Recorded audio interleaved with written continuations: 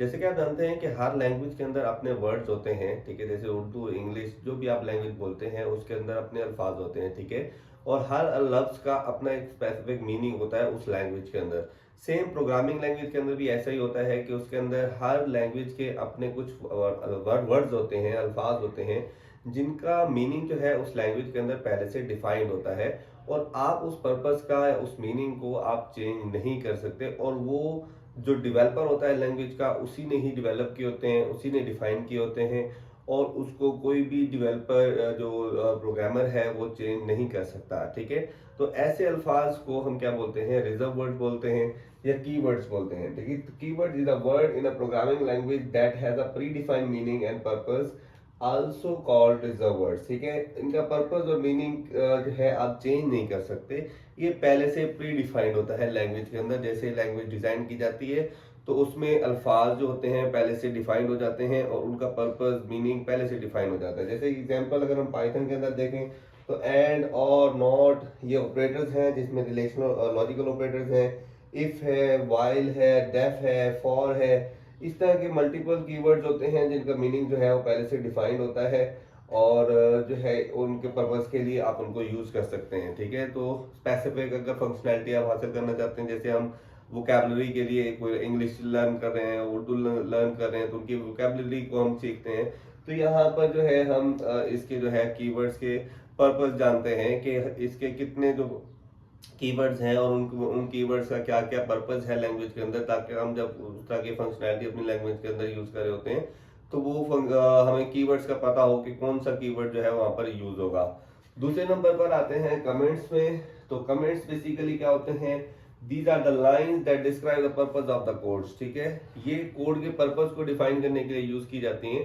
Actually ये आपका जो पाइथन का इंटरप्रेटर है या कोई भी कंपाइलर है जो किसी लैंग्वेज का कंपाइलर होगा, जो उसको सोर्स कोड को एग्जीक्यूट जो है वो ऑब्जेक्ट कोड में कन्वर्ट कर रहा होता है, वो इसको इग्नोर करता है, ठीक है। बेसिकली ये एक्चुअल फंक्शनैलिटी को फंक्शनैलिटी नहीं होती कोड की बेसिकली क्या होता है, उस फंक्शनैलिटी को डिस्क्राइब किया जा रहा होता है कि इस स्पेसिफिक पार्ट ऑफ कोड के अंदर क्या टास्क परफॉर्म किया जा रहा है, ठीक है।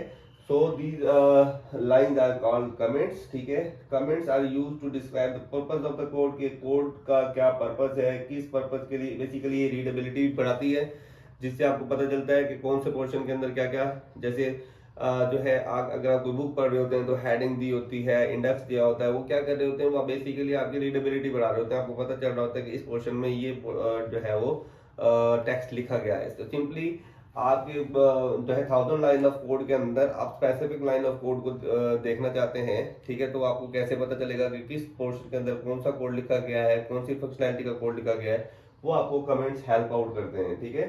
So they allow the other programmer to understand the code easily. अगर फॉर एग्जांपल एक डेवलपर ने वो कोड लिखा है, एक प्रोग्रामर ने, और उसने जो है वो कोड लिख कर जो है वो अपलोड कर दिया है, या वो कंपनी ही छोड़ दी है उसने को, और कोई कंपनी ने दूसरा प्रोग्रामर हायर किया है, तो क्या होगा कि वो अगर वहां पर कमेंटिंग की हुई होगी, ठीक है, तो दूसरे प्रोग्रामर्स के लिए भी उस कोड को अंडरस्टैंड करना इजी होगा।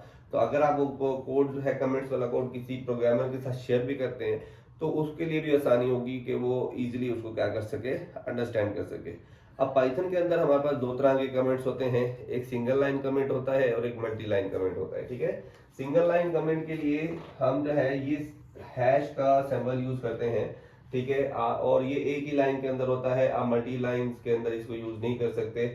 आप क्या करेंगे, सिंपली हैश का सिंबल लिखेंगे और उसके बाद जो भी आप टेक्स्ट लिखेंगे, इंटरप्रेटर उसको क्या कर देगा, इग्नोर कर देगा। वो कंसीडर करेगा कि ये क्या है, एक पाइथन कमेंट है, सिंगल लाइन कमेंट है, ठीक है। तो उसको डिस्क्राइब करने के लिए सिंपली हैश का सिंबल यूज होता है। जैसे हैश आएगा, आपका जो इंटरप्रेटर है उस लाइन को ही क्या कर देगा, स्किप कर देगा, उसको कंपाइल ही नहीं करेगा, ठीक है। दूसरे नंबर पर आता है multi line comments. Multi line comments के लिए हम ट्रिपल कोट का यूज करते हैं, ठीक है। अब इसमें जो है क्योंकि मल्टीपल लाइंस के अंदर आता है, तो हम क्या करेंगे, ओपन में भी जहां से हमने स्टार्ट लेना है वहां पर भी ट्रिपल कोट लिखेंगे, और जहां पर एंड करना है वहां पर भी ट्रिपल कोट लिखेंगे। और उसके दरमियान में जितना भी आपका कोड आएगा, वो सारा का सारा कोड या जो भी टेक्स्ट आप लिखेंगे वो सारा का सारा मल्टी लाइन कमेंट्स कहलाएगा। और इसको भी इंटरप्रेटर क्या करेगा, इग्नोर कर देगा। जैसे इंटरप्रेटर को ये कोड मिलेगा और वो फाइंड आउट करेगा फर्दर ट्रिपल कोड, ठीक है। फिर इन दो ट्रिपल कोड के अंदर जो भी लिखा हुआ होगा वो उसको इग्नोर कर देगा, उसको इंटरप्रेट नहीं करेगा। सो बेसिक दो कंसेप्ट से, पहला रिजर्व वर्ड्स का था और दूसरा कमेंट्स का था, ठीक है। इजी कंसेप्ट थे, इसलिए मैंने ज्यादा इसके अंदर एक्सप्लेनेशन नहीं की और ज्यादा आपका टाइम भी नहीं लिया। मैंने इजी वर्ड्स के अंदर मैंने कोशिश की है कि आप लोगों को समझा दूं। तो मिलते हैं नेक्स्ट लेक्चर के साथ। अपना बहुत ज्यादा ख्याल रखिएगा। गुड बाय, अल्लाह हाफिज।